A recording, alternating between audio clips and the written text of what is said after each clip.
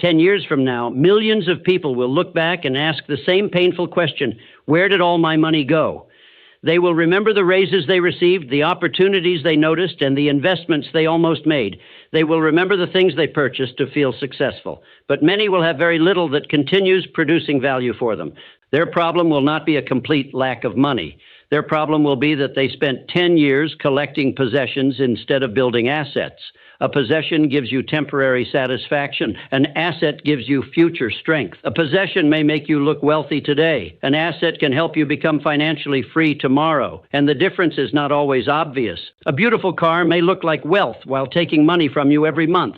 A larger house may create admiration while leaving you trapped by payments. A popular investment may feel like an asset until excitement disappears and its price collapses. Even a high income can create the appearance of success while hiding a dangerous truth. If the income stops, everything stops. That is why I do not measure wealth only by how much money enters your life. I measure it by how much value continues working after your immediate effort is finished. Over the next decade, 5 assets could place an ordinary person in an extraordinary financial position. Some can be bought, some must be built, and one of them cannot be seen on any financial statement, yet it can increase the value of all the others. I will reveal that one last, because it may be the most overlooked asset in the world. But first, I want you to understand the principle beneath all 5. Wealth is not created by owning more things. It is created by owning more things that produce. An asset should do at least one of 4 things. It should increase your ability to earn, generate income, grow in value through useful activity, or return time to you. The strongest assets can do more than one. But no asset can protect a person who has no control over his own behavior. A good investment in impatient hands can become a bad result. A profitable business in careless hands can collapse. A valuable property purchased with reckless debt can become a prison. A useful skill that is never practiced can remain worthless. The first investment must therefore happen in your thinking. If fear controls you, you may sell when patience is needed. If greed controls you, you may buy when caution is needed. If pride controls you, you may refuse to admit a mistake. If distraction controls you, you may abandon a 10-year plan after 10 difficult weeks. Wealth is built twice. First, it is built in the mind through clear decisions. Then it is built in the world through repeated action. 2 people can receive the same opportunity and create completely different results. One treats the opportunity like a lottery ticket. The other treats it like a seed. The first person keeps digging up the seed to check whether it has grown. The second person waters it. 10 years later, one has a collection of excuses. The other has a tree. The first asset you should build is your earning power. Your earning power is not your salary. A salary is what one employer currently pays you. Your earning power is your ability to create value wherever you go. It is the combination of your knowledge, skill, judgment, discipline, communication, and ability to solve problems people care about. A job can disappear. An industry can change. A business can fail. Money can be lost. But when you know how to create useful value, you possess the ability to recover. That is why your earning power may be the foundation beneath every other asset you build. Imagine 2 people who each receive $10,000. The first person wants the money to grow quickly. He searches for the hottest opportunity, listens to confident strangers, and places most of the money into something he barely understands. He is hoping his money will rescue him. The second person keeps a safe reserve and uses part of the money to master a skill that businesses already pay for. She studies sales, communication, technology, design, management, financial analysis, or another useful field. Then she practices until she can produce a result that is clear and measurable. The first person may get lucky once. The second person is becoming more valuable for years. Luck can create a temporary gain. Increased value can create a lifetime of opportunities. Suppose you earn $3,000 a month. You may try to build wealth by cutting every small comfort from your life. Careful spending is important, but there is a limit to how much you can reduce. You cannot cut your expenses below 0. There is far less limit to how valuable you can become. If you learn to solve a problem worth $5,000, $10,000 or more, your financial life can change faster than it would through years of saving a few dollars at a time. This does not mean you should ignore your spending. It means you should not build your entire wealth plan around shrinking your life. Reduce waste, but increase value. Most people ask, what investment can I buy with the income I have? I want you to ask a better question. What ability can I build that increases the income I am able to create? That question shifts your attention from searching for rescue to developing power, but be careful. Not every form of learning becomes an asset. A certificate is not automatically valuable. A course is not automatically valuable. Information stored in your mind but never applied is not yet an asset. Knowledge becomes valuable when it improves your decisions or helps you produce a useful result. You can read 20 books about communication and still avoid every difficult conversation.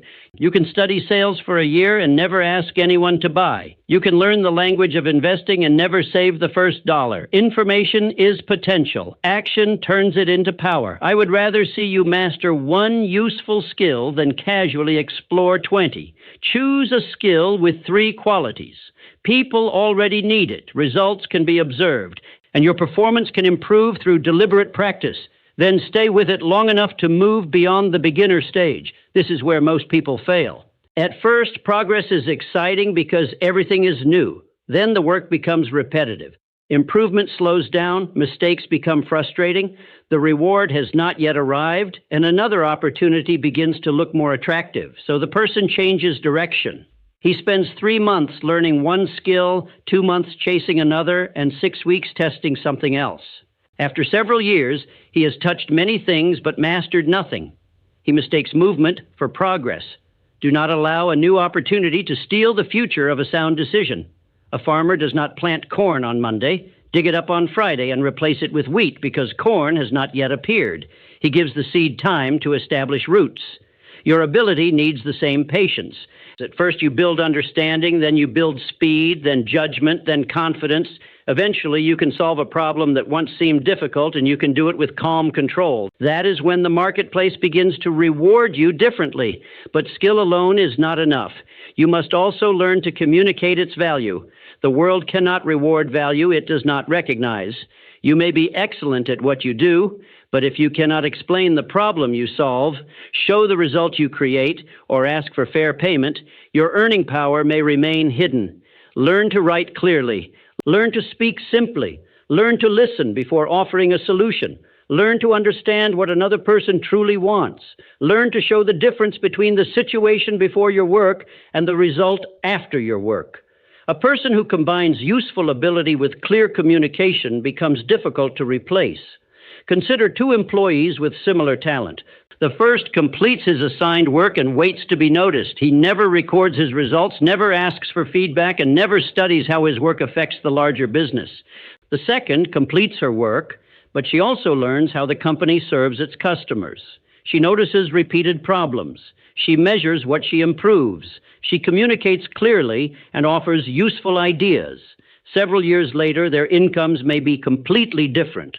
The difference was not intelligence alone. It was initiative applied in a useful direction. Now ask yourself a difficult question. If your current income stopped tomorrow, what skill could another person willingly pay you for within 30 days? If the answer is unclear, do not become discouraged. Become focused. That question has revealed the first asset you must strengthen. Choose one valuable problem. Develop the ability to solve it. Create proof of your results. Show that proof to people who need the solution. Then use the additional income wisely. This last point matters because greater income does not guarantee greater wealth. Many people earn more and immediately spend more. Every raise creates a larger car payment, a more expensive home, and a more demanding lifestyle. Their income rises, but their freedom does not. They are running faster on a more expensive treadmill. Your earning power becomes a wealth-building asset only when part of the income is directed into ownership. And that brings me to the second asset. The second asset is a business, system, or piece of intellectual property that can produce value more than once. There is a great difference between getting paid for your effort and owning the result of your effort. When you work for 1 hour and receive 1 payment, the exchange ends. To earn again, you must work another hour. But when you build something that can serve people repeatedly, yesterday's effort can continue supporting tomorrow's income. That is the power of ownership. You do not need to create a giant company. Ownership can begin with a simple product, a repeatable service, useful software, a licensing agreement, a book, a training program, a trusted brand, a customer list, or a business system that works without requiring your attention every minute. The form is less important than the principle. The principle is leverage. Leverage allows one unit of effort to produce more than one unit of value. Imagine a designer who creates a custom project for one client. The work takes 10 hours. The designer receives one payment. Now imagine that the same designer notices a problem shared by hundreds of similar clients. She creates a collection of templates and instructions that solve that problem. The product requires significant effort to build, but it can be sold many times. In the first model, her income is tied directly to her hours. In the second, she has created an asset.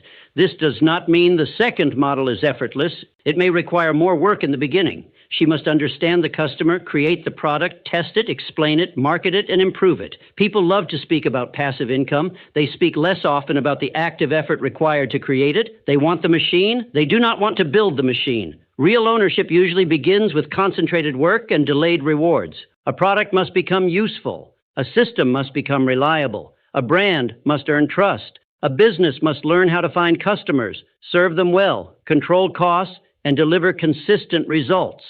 Only then can ownership begin returning time and income to the person who built it. If you want to create this type of asset, start by looking for repetition. What problem do people face repeatedly? What task are you performing again and again? What question do customers ask you every week? Where do people lose time, money, or energy? What knowledge have you gained that could shorten someone else's struggle? Repeated problems create opportunities for repeatable solutions. A consultant may notice that every client needs the same basic assessment. Instead of starting from nothing each time, the consultant can build a clear process. A teacher may turn repeated explanations into lessons students can use whenever they need help. A local business may create a membership, maintenance plan, or follow-up system that turns one purchase into an ongoing relationship. A technician may create a tool that makes a common task faster. A professional may document a successful method and train a team to deliver it. None of these ideas needs to become famous. An asset does not need worldwide attention. It needs to solve a real problem for enough people at a price that leaves room for profit. This is where many new business owners become confused. They focus on the product they want to create instead of the problem the customer wants solved. They fall in love with the idea before discovering whether anyone needs it. Imagination is important, but imagination must be guided by evidence. Before building for 6 months, speak with potential customers. Listen to the words they use. Find out what they have already tried. Discover what the unsolved problem cost them. Ask what a successful result would be worth.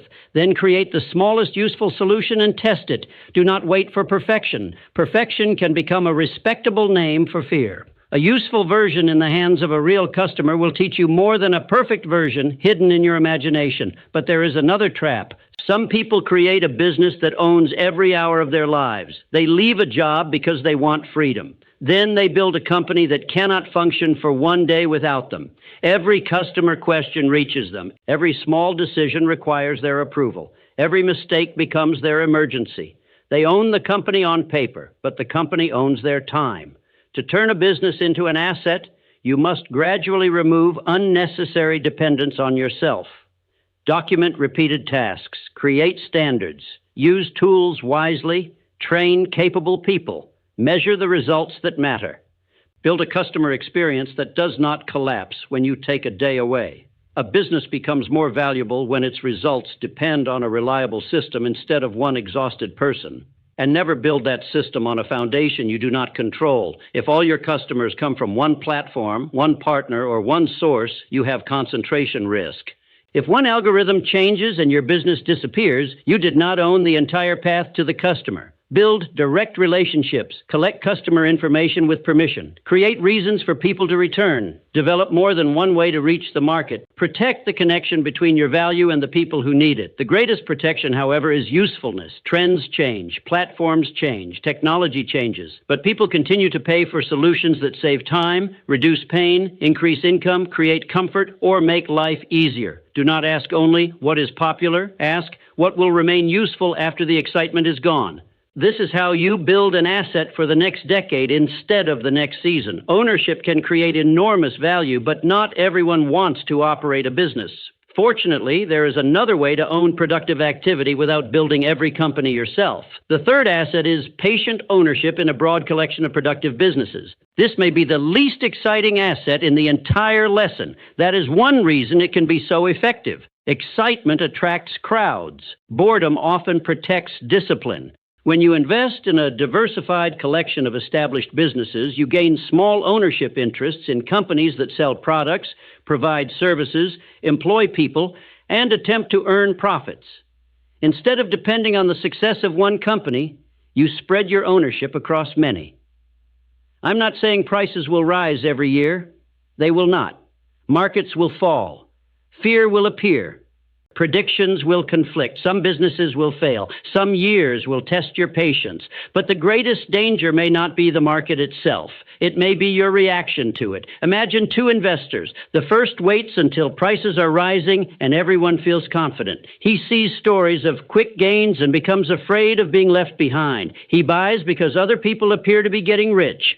Then prices fall. The confident voices disappear. The headlines become frightening. He checks his account every hour and sells because he wants the emotional pain to stop. He buys excitement and sells fear. The second investor begins with a plan. She keeps emergency money separate. She invests an amount she will not need in the near future. She owns a broad collection of productive businesses instead of depending on one exciting name. She expects prices to move. She expects uncomfortable periods. She does not treat normal uncertainty as proof that her long-term plan has failed.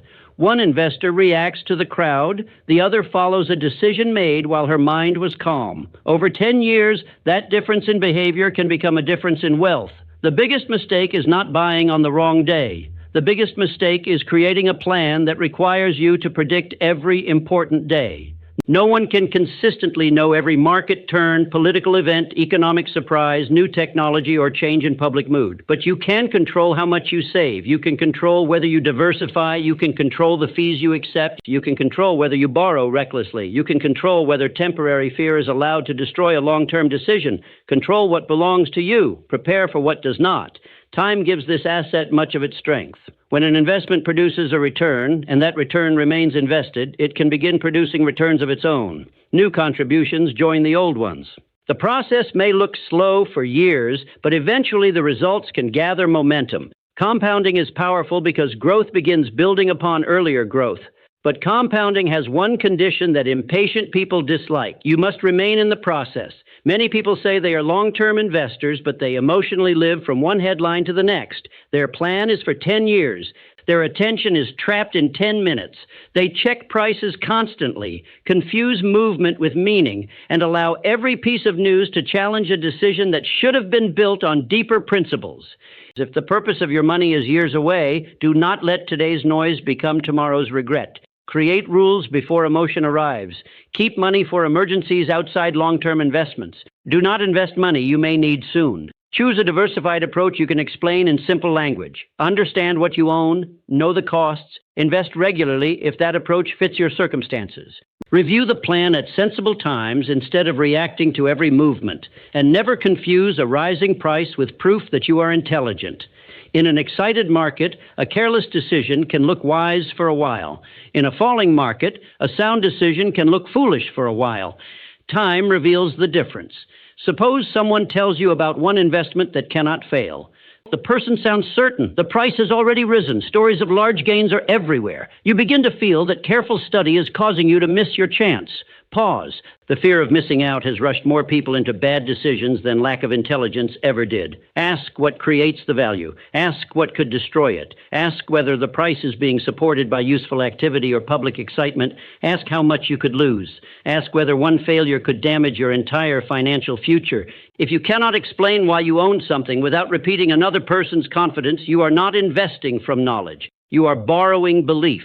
Borrowed belief disappears quickly when prices fall. This is why diversification matters. It protects you from needing one prediction to be perfect. Diversification may not produce the most exciting possible result. It also reduces the chance that one mistake will destroy years of work. The purpose of a wealth plan is not to create the best story at dinner. It is to create financial strength you can actually keep. There is a quiet beauty in a plan that does not require constant drama. Earn, save, invest, remain patient, continue learning, repeat. No part of this cycle will attract much public attention, but after enough years, the result may appear remarkable. People often call the result luck because they did not watch the routine that produced it. Now we have reached the middle of the 5 assets, and I want you to notice how they are already working together. Your skill increases your ability to earn. Ownership allows effort to create value more than once. Diversified investments allow your money to participate in the productivity of many businesses. But the next asset is different. It is physical. It can produce income. It can often be improved directly. And when purchased carelessly, it can destroy the very freedom it was meant to create. The 4th asset is carefully selected income-producing real estate. The words carefully selected matter more than the words real estate. Property is not automatically a good investment. A building does not become an asset simply because it is made of brick. The wrong property, bought at the wrong price with dangerous debt, can consume money every month while giving its owner the appearance of wealth. The right property can provide income, serve a lasting need, and gain value through thoughtful improvement. The difference is found in the numbers. Real estate has a powerful attraction because people can see and touch it. A property feels permanent. It may create a sense of control that other investments do not provide, but emotion can make a physical asset especially dangerous. A buyer enters a beautiful property and begins imagining the future. He sees the finished rooms, the happy tenants, and the rising value. He has not yet studied the roof. He has not calculated the empty months. He has not considered taxes, insurance, repairs, management, or the cost of financing. He falls in love with the possibility before examining the responsibility. Do not purchase a story. Purchase numbers that continue making sense after the excitement is removed. Ask what income the property can reasonably produce. Ask what expenses will remain after the purchase. Ask how much maintenance is likely to cost. Ask whether the area serves a stable need. Ask what happens if income falls. Ask whether you have enough cash to survive a major repair or several months without a tenant. If one unexpected expense can destroy your financial life, the property is not creating safety. It is creating fragility. Debt makes this lesson even more important. Borrowing can allow you to control a valuable property with less of your own money. But debt increases both the potential reward and the cost of being wrong. A lender does not reduce your payment because your tenant moved out. A bank does not pause the loan because the market became difficult. Debt keeps its schedule even when your income does not. This is why I do not measure courage by the size of the loan someone is willing to accept. I measure wisdom by whether that person can survive when the plan meets reality. Imagine 2 buyers considering the same rental property. The first buyer calculates the best possible outcome. He assumes the property will always be occupied, repairs will remain small, rent will increase, and the value will rise. He uses nearly all his available money for the purchase because he is afraid someone else will take the opportunity. The second buyer studies an uncomfortable outcome. She asks what will happen if the property remains empty, a major system fails, or income arrives late. She includes these possibilities in her calculations and keeps a financial reserve. The first buyer appears more confident. The second buyer has built room for reality. That room is called margin. Margin is the distance between a difficult event and financial disaster. It is not wasted money. It is protection against the future you cannot predict. You should also understand the difference between a personal home and an income-producing property. A personal home can provide comfort, stability, and emotional value. Those benefits matter. But if it removes money from your pocket every month without producing income, you should not automatically treat it like a productive investment. There is nothing wrong with paying for comfort. The mistake is calling every expense an asset because the word makes the decision feel safer. Correct names create clear decisions. A rental property may produce income. A home may provide security and personal satisfaction. Unused land may provide future potential, but no present cash flow. A commercial property may produce income but carry different risks. Each can have value. Each should be judged by its actual purpose. The strongest opportunities in real estate often come through improvement. You may improve the building. You may improve the management. You may make better use of the space. You may reduce wasteful costs. You may create a better experience for the people using the property. You may solve a problem that the previous owner ignored. This is important because it gives you a way to create value instead of waiting for price increases. Speculation asks, will someone pay me more later? Value creation asks, how can I make this property more useful? The second question gives you more control. A neglected property in a useful location may become more valuable after careful repairs. Empty space may be converted to serve a real need. Poor management may be replaced with a clear system. An uncomfortable property may become attractive through simple improvements. The asset becomes stronger because you added usefulness. But I want to be clear, real estate does not belong in every person's plan.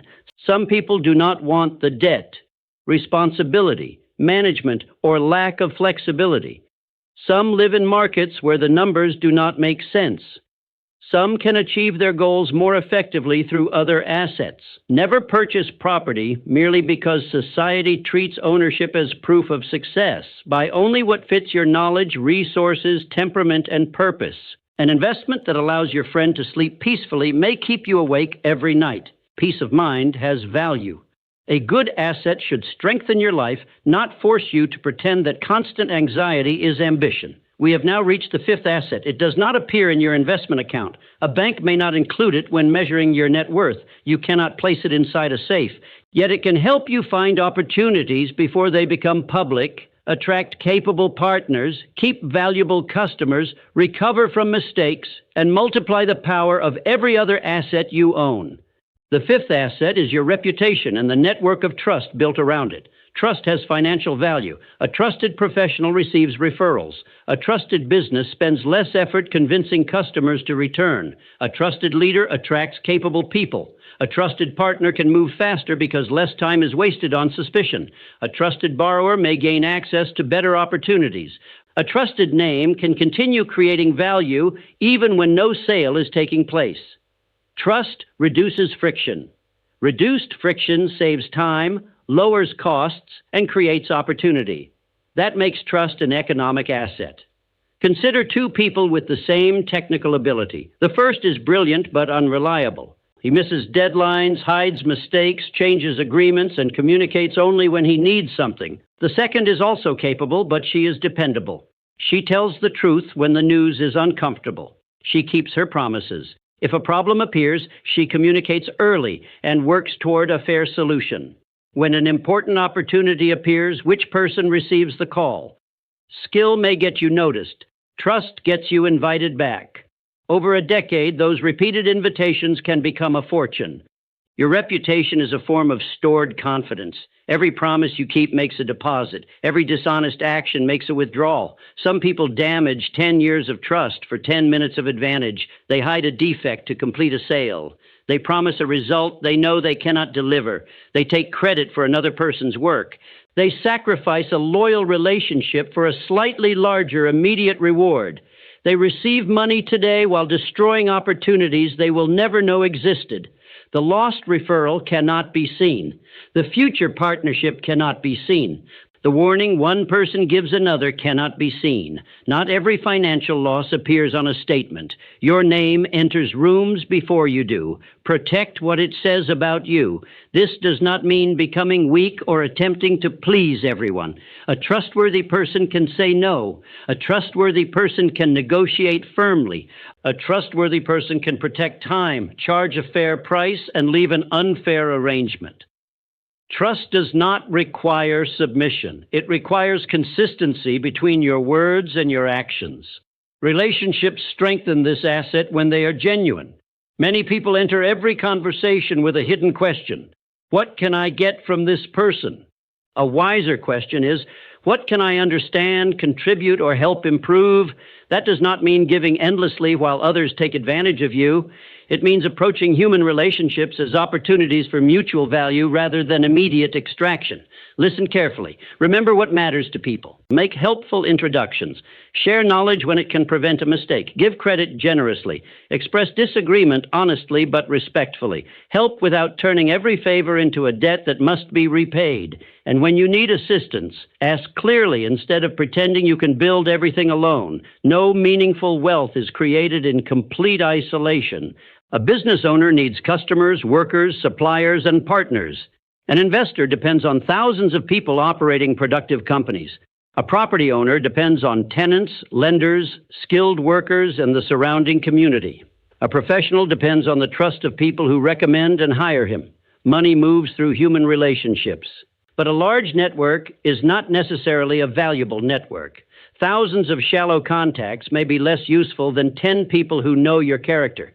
Do not measure your relationships only by how many names appear on a screen. Measure them by mutual respect, honest communication, and the quality of action that follows a promise. One strong relationship can change the direction of a decade. A mentor can help you avoid a costly mistake. A customer can introduce you to a larger opportunity. A partner can provide the ability your plan lacks. A thoughtful friend can challenge the excuse you have been protecting. The right relationship does not merely add opportunity. It can multiply your ability. But trust with other people begins with trust in yourself. Every time you make a private promise and break it, your confidence weakens. You say you will save, but you spend. You say you will study, but you delay. You say you will finish the project, but you stop when the work becomes uncomfortable. Eventually, your own words lose authority inside your mind. This creates a hidden form of poverty. You may have ideas, goals, and plans, but you no longer believe your own instructions. The solution is not to make a larger promise. Make a smaller promise and keep it. If you cannot trust yourself to invest a large amount, begin with a small automatic contribution. If you cannot study for 2 hours, study for 20 focused minutes. If you cannot complete the entire project today, complete the next clear step. If you have delayed a difficult conversation, schedule it and speak honestly. Confidence is not created by repeating positive words. Confidence is created by evidence. Every completed action tells your mind, when I give myself an instruction, I follow it. That self-trust strengthens every other asset. It helps you continue developing a skill when progress feels slow. It helps you build a business when the first attempt fails. It helps you remain calm when an investment falls. It helps you manage property responsibly. It helps you protect your reputation when dishonesty would be easier. Without self-trust, plans remain wishes. With self-trust, even a modest plan can gather power. Now look at the 5 assets together. Your earning power creates income. Your business, system, or intellectual property allows effort to produce value repeatedly. Diversified ownership allows your money to participate in the work of productive companies. Carefully selected real estate can provide income and create value through useful improvement. Your reputation and relationships bring trust, knowledge, cooperation, and opportunities to everything else. These assets are not separate roads. They can become one connected system. A valuable skill can increase your income. Higher income can fund investments. Investments can produce capital for ownership. Ownership can strengthen your reputation. A strong reputation can attract better opportunities. Better opportunities can create more income to invest. Each asset can feed the next. That is how wealth begins to build upon itself. And this system does not need to begin with a large amount of money. It begins with one clear decision. You cannot control everything the next decade will bring. Industries will change. Technology will change. Prices will rise and fall. Some opportunities will disappear and new ones will appear. You cannot control every event. You can control the direction of your effort. You can decide what you learn. You can decide what you save. You can decide what you refuse to buy. You can decide whether you study an opportunity or chase it. You can decide whether you keep your promises. You can decide whether the next 10 years are used or merely spent. Most people overestimate what they can change in 30 days and underestimate what disciplined action can build in 10 years. 1 month of progress may look unimpressive. You improve one skill, you save a modest amount, you make one useful connection, you take the first step toward building something you own, no one notices, but the months begin to gather. Your skill becomes sharper, your income rises, your savings grow, your investments gain time, your work becomes known, your decisions become calmer because you no longer need one opportunity to rescue your entire future. Then one day, people call your result sudden. You know it was built quietly. This is why I want you to resist the pressure to appear wealthy before becoming financially strong. Appearance demands immediate proof. Real wealth often grows in private. The expensive purchase receives attention today. The investment contribution receives no attention. The luxury item may produce admiration for a moment. The productive asset can produce choices for years. Ask yourself which reward you truly want. Do you want to look free or become free? Do you want applause or ownership? Do you want one exciting story or a system that can support your future? Your honest answer will guide every financial decision that follows. There will always be a faster-looking path. Someone will promise high returns with almost no risk. Someone will tell you that patience is outdated. Someone will display a result without showing the debt, fear, losses, or luck hidden behind it. Do not allow another person's performance to become your financial plan. A photograph cannot show peace of mind. A headline cannot show preparation. A sudden gain cannot prove that the person knows how to keep it. Measure your progress against your purpose, not another person's display. And remember this final principle. The most important decade is not the next decade on the calendar. It is the next decade in which you remain disciplined. A young person can waste 10 years believing there is plenty of time. An older person can transform the future by using the next 10 years with clear purpose. Time does not reward age by itself. Time rewards consistent direction. Begin where you are. If you have no financial reserve, begin building one. If your income is limited, strengthen a useful skill. If every dollar depends on your working hours, begin creating something you can own. If you invest without a plan, create rules while your mind is calm. If you want property, study the complete numbers instead of the dream.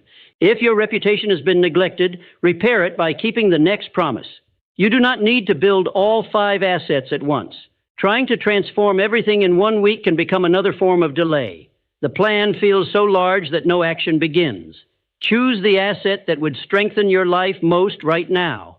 Then choose one action you can repeat, not an action that looks impressive, an action that can survive an ordinary Tuesday when you are tired, busy, and not feeling inspired. That is where discipline is tested. Anyone can feel ambitious for an hour. Wealth is built by the person who remains faithful to a sound decision after the emotion has passed. Your first action may be saving a fixed part of every payment. It may be spending 30 focused minutes each day developing a valuable skill. It may be studying an investment before placing money into it. It may be creating a small product that solves one repeated problem. It may be calling someone whose trust you value and keeping a promise you delayed. The action may appear small. Do not judge a habit by its first result. Judge it by the destination it creates when repeated for years. A compass is a small instrument, but a slight change in direction can lead a traveler to a completely different destination. Your habits are the compass of your financial life. Every purchase points somewhere. Every hour points somewhere. Every promise points somewhere. Every investment points somewhere. You are already moving toward a future. The only question is whether you have chosen the direction. Do not leave this lesson feeling inspired for one evening. Leave with a decision strong enough to guide tomorrow morning. Examine the 5 assets honestly. Your earning power, your ownership, your diversified productive investments, your carefully selected income-producing property, if it fits your life, your reputation and relationships. Where are you strong? Where are you exposed? Which asset could strengthen the others? Which weakness could become expensive if you continue ignoring it? Honest measurement is not criticism. It is the beginning of control. You cannot improve a condition you refuse to see, and never become ashamed because your starting point is modest. Every great structure begins below its final height. The foundation may not impress people who only admire finished buildings, but without it, nothing stands. Build the foundation, increase your ability, spend less than you create, own productive things, spread your risk, use debt with care, protect your reputation, keep learning, give sound decisions time to work.